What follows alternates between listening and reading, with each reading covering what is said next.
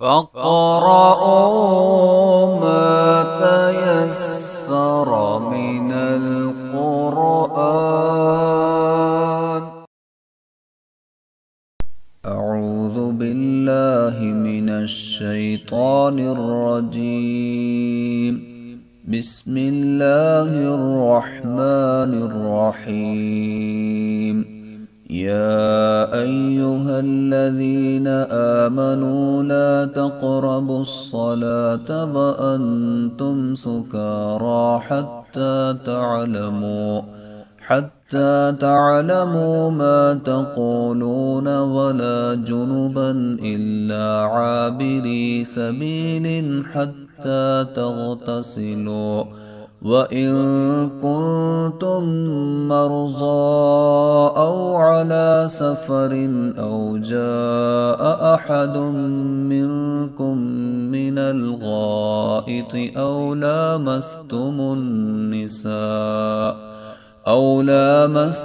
النساء فلم تجدوا ماء فتيمموا صعيدا طيبا فامسحوا بوجوهكم وأيديكم، إن الله كان عفوا غفورا.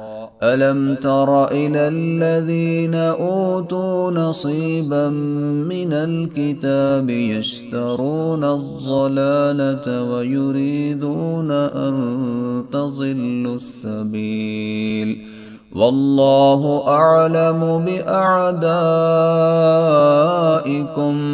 وكفى بالله وليا وكفى بالله نصيرا.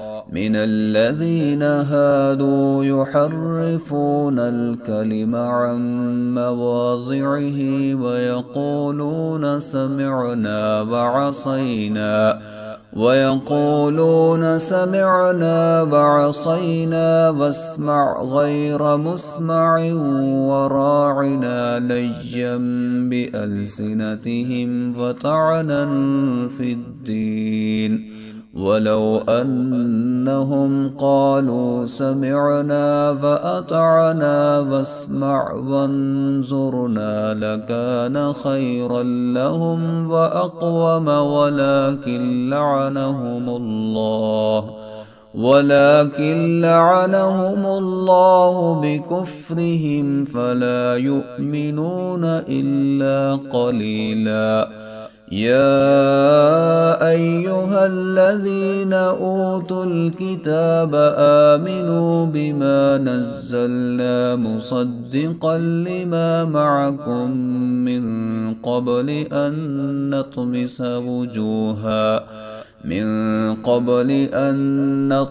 وجوها فنردها على أدبارها أو نلعنهم كما لعنا أصحاب السبت، وكان أمر الله مفعولا.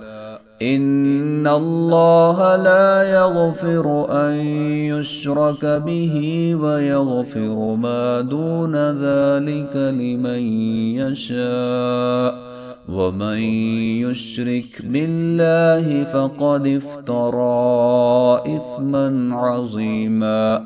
ألم تر إلى الذين يزكون أنفسهم بل الله يزكي من يشاء ولا يظلمون فتيلا. انظر كيف يفترون على الله الكذب وكفى به إثما مبينا.